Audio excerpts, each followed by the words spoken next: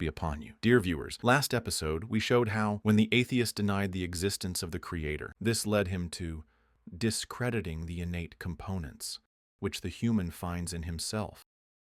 We will show how this leads to a series of denials. Denial of mental axioms, morality, the purpose of life question, and free will. Denial of the innate nature of these components or that they have any value.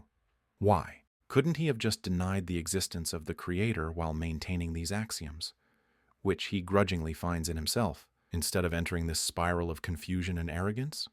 No, he couldn't. Why not? We will see. We will start with the mental necessities. This episode will have abundant benefits. We will discuss how mental necessities prove the existence of a law, how atheism discredits the experimental method, whether atheism respects or discredits the mind, the self-contradiction of atheists, the origin and consequences of the statement, truth is relative, and there is no absolute truth, and whether creation is evidence for Allah or Allah is the evidence for everything. First, dear viewers, faith bases everything upon the existence of Allah Almighty. From the perspective of faith, Allah created the heavens and earth in truth, imposed, by His wisdom, fixed laws, and created man with the innate nature that produces the necessary mental axioms to enable his mind to discover the truth of things. The atheist has problems with each of these 9 terms. Created, Allah, in truth, by His wisdom, fixed laws, innate nature, necessary mental axioms, man's mind and the truth of things. We will explain this in detail. From the perspective of faith, Allah Almighty says, what is translated as, "We have certainly created man in the best of stature." In other words, Allah equipped man with an innate affinity for and the ability to recognize the truth of perceptions and morals and to seek the true purpose of life. These meanings are rooted in the soul of every newborn, to enable the acquisition of knowledge.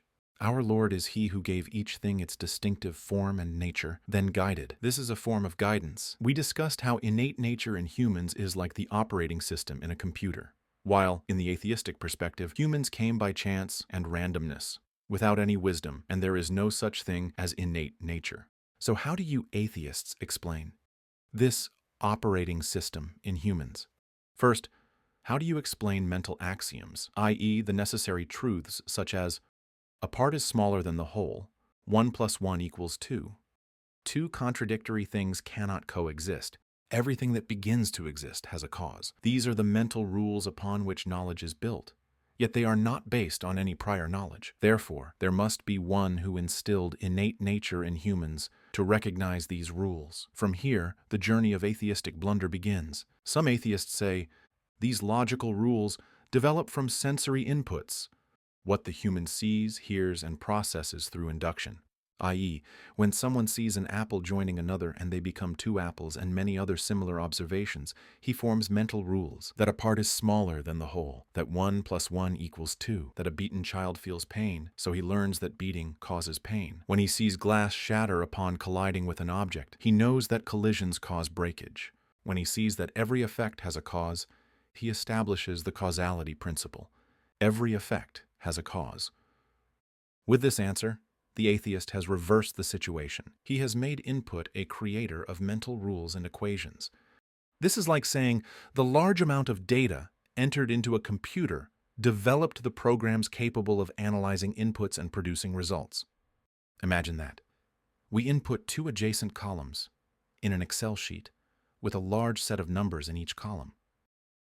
Will the computer device itself write an equation that the first number plus the second number equals the result? No, not even if we increase the number of rows in each column to 1,000 or 1,000,000. If we inserted 2 adjacent columns, one with a preceding event and the other with a following event, would the computer deduce by itself that the precedent is the cause for following and figure out the causality principle? Atheists realized this dilemma, but they insisted on evading the idea of programming, which can be described as truth, which analyzes sensory inputs on one hand and operates the mind on the other to reach true results. Because such programming needs someone to instill it in the human, so they insisted that the programming is a product of the senses. Fine, regardless of the source of this programming.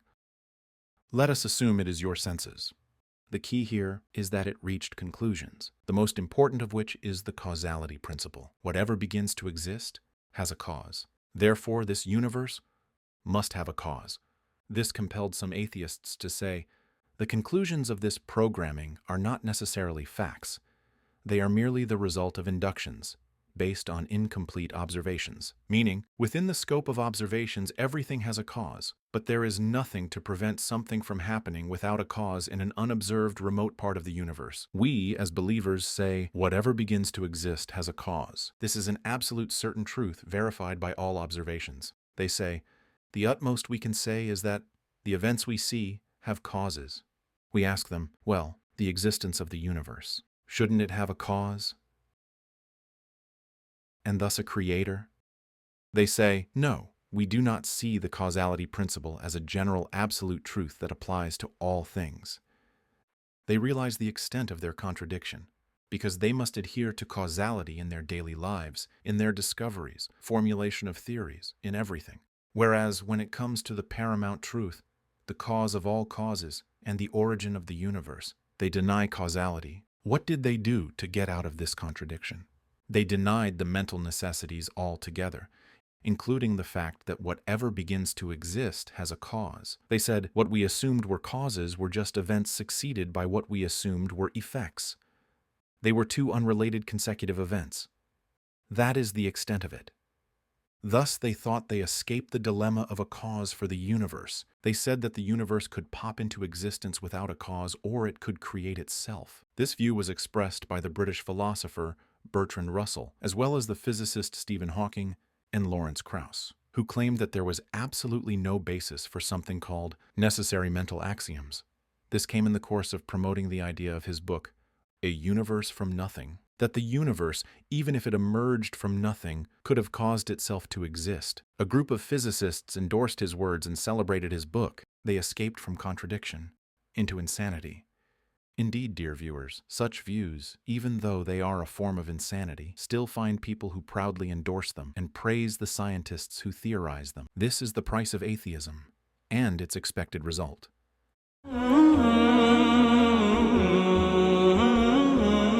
Even though atheists idolize experimental science and say, we do not believe in metaphysics, since it can't be tested. Nonetheless, their arguments end up destroying the foundations of science. All scientific discovery is based on observing causal relationships and deducing absolute scientific conclusions. While according to their principle, if 1,000,000 experiments of an acid-base reaction produced salt and water, they refrain from generalizing it as an absolute scientific fact.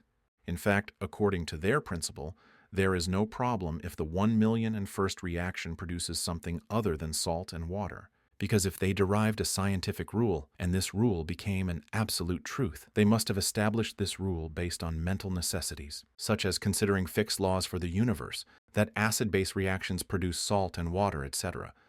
These laws, who designed them? This causation, who established it as a firm fact? Randomness and chance neither set laws nor create absolute facts. This is why atheists denied the mental axioms.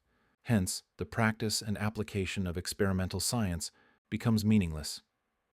HIV is not the cause of AIDS. The two events just occur in sequence. Diseases have no causes, and treatment isn't a cause for recovery. If a new disease emerges, it is pointless and a waste of time to spend billions to find its cause. Because we may eventually find that this disease is without a cause, just like the universe.